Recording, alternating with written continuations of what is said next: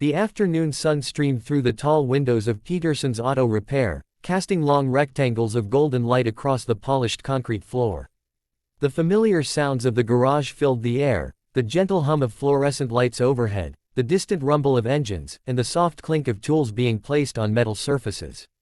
It was a peaceful Thursday afternoon, the kind where time seemed to move just a little slower than usual. Marcus wiped his hands on a clean rag as he leaned over the open hood of a sleek black sedan. His navy blue work shirt bore the name, Peterson's, in neat white lettering, and his weathered hands spoke of years spent understanding the intricate language of engines and transmissions. At 32, Marcus had found his calling in this garage, where every car that rolled in told a story, and every repair job was a puzzle waiting to be solved. The black car before him was particularly challenging today.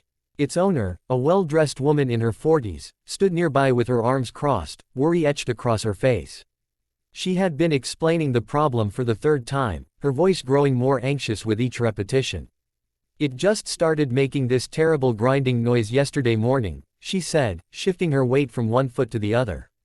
"I was driving to work, and suddenly it sounded like something was breaking apart under the hood. I barely made it here." Marcus nodded thoughtfully as he examined the engine components. His trained eye moved methodically from belt to belt, checking connections and listening to the subtle sounds the engine made. He had seen thousands of cars in his 8 years at Peterson's, but each one still required his full attention and respect.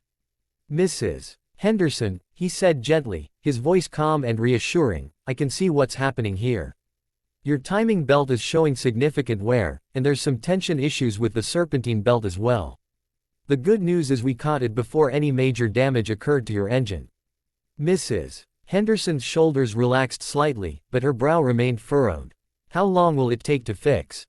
I need my car for work tomorrow. I'm a teacher, and I can't miss any more days this month." Marcus understood the weight of that concern. Single parents, working professionals, elderly folks who depended on their vehicles to maintain their independence, they all came through these doors with the same underlying worry. A broken car wasn't just an inconvenience, it could disrupt an entire life. "Well," Marcus said, reaching for a different wrench, "if I can get the parts ordered within the next hour, I should be able to have you back on the road by tomorrow afternoon. The timing belt replacement is delicate work, but it's nothing we haven't handled many times before." As he spoke, Marcus heard something that made him pause mid-sentence. Through the ambient noise of the garage, a familiar voice rang out, clear and joyful and unmistakably excited. "Daddy." The voice belonged to Emma, his 4-year-old daughter, and it was growing closer with each passing second. Marcus straightened up from the engine bay, a smile already spreading across his face despite the professional conversation he was in the middle of. Mrs. Henderson turned toward the sound, her expression softening with curiosity and perhaps a touch of recognition of something universal, the pure joy in a child's voice when calling for their parent. "Daddy, Daddy." Emma appeared around the corner of a large tool cabinet, her little legs carrying her as fast as they could manage. She wore a bright pink dress with small white flowers, and her dark curls bounced with each determined step. Her face was lit up with the kind of uncontainable happiness that only children seem to possess, the kind that makes the whole world feel brighter just by witnessing it.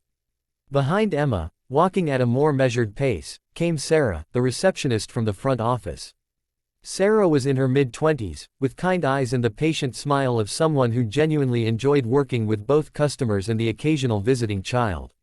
"I tried to tell her you were with a customer," Sarah called out apologetically, "but she saw you through the window and couldn't wait another second." Marcus set down his wrench and opened his arms just in time to catch Emma as she launched herself toward him. The collision was gentle but enthusiastic, and Marcus lifted her up with the practiced ease of a father who had done this countless times before.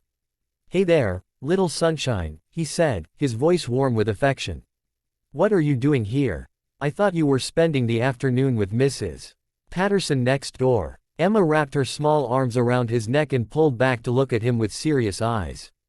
"Mrs. Patterson had to go to the store, and she asked Sarah if I could visit you for a little while. I missed you, Daddy." The simple honesty of her statement hit Marcus in that particular way that parental love always did, sudden, overwhelming, and absolutely grounding. No matter how complex the day's challenges might be, No matter how many engines needed repair or customers needed reassurance, Emma had a way of reminding him what truly mattered. Mrs. Henderson watched this exchange with a gentle smile, her earlier anxiety seeming to fade as she observed the interaction between father and daughter.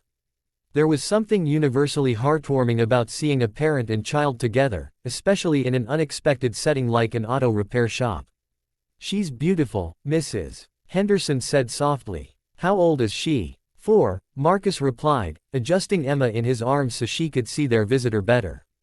"Emma, can you say hello to Mrs. Henderson?" Emma offered a shy wave, then buried her face against her father's shoulder for a moment before peeking out again.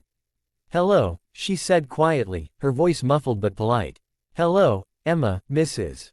Henderson replied warmly. "Are you here to help your daddy fix cars?"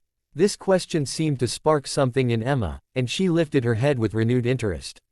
"I know about cars," she announced with the confidence that only a 4-year-old could muster. "Daddy taught me that they need oil and gas and. She paused, searching for the right words. "And love." Marcus chuckled softly. "That's right, sweetheart. Cars need love too." Mrs. Henderson laughed, a genuine sound that filled the space between them with unexpected warmth. "You know what? I think your daddy is going to take very good care of my car, especially with such a knowledgeable assistant." The afternoon continued with Emma perched on a nearby stool, watching intently as Marcus explained what he was doing. He spoke to her in simple terms, describing how the timing belt helped all the parts of the engine work together, like members of a family helping each other. "See this belt here, Emma? It makes sure everything happens at exactly the right time. Just like how we have to be on time for school, or on time for dinner." Emma nodded solemnly, absorbing every word with the seriousness of someone receiving important information. Meanwhile, Mrs. Henderson found herself relaxing completely for the first time since her car troubles began. There was something deeply reassuring about watching someone work with such care and patience, especially someone who could seamlessly balance professional expertise with gentle parenting. As Marcus worked, he explained each step to both his daughter and his customer, creating an atmosphere of learning and trust. Emma asked questions with the endless curiosity of childhood, while Mrs. Henderson gained a greater understanding of her vehicle than she had ever possessed before. "Why do cars break, Daddy?" Emma asked at one point. Marcus paused in his work, considering how to answer in a way she would understand. "Well, sweetheart, cars work very hard for us every day. They take us where we need to go, they protect us from the weather, and they help us carry important things. Sometimes, after working so hard for so long, they need help to keep going strong.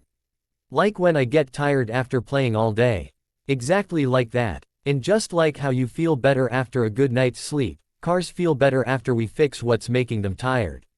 Mrs. Henderson found herself moved by this simple explanation. Her car troubles, which had seemed so overwhelming that morning, now felt manageable and understandable.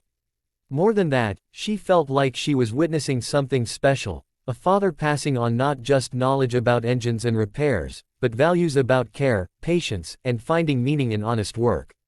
By the time Marcus had completed his diagnosis and ordered the necessary parts, the afternoon sun had shifted, casting the garage in a warmer, more golden light.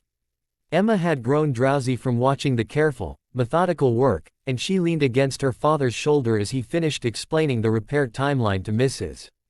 Henderson. "I'll have everything ready by 3 o'clock tomorrow," Marcus confirmed, making notes on his work order. "The car will run like new, and you'll have it back in plenty of time for your morning commute." Mrs. Henderson gathered her purse and smiled at both Marcus and Emma.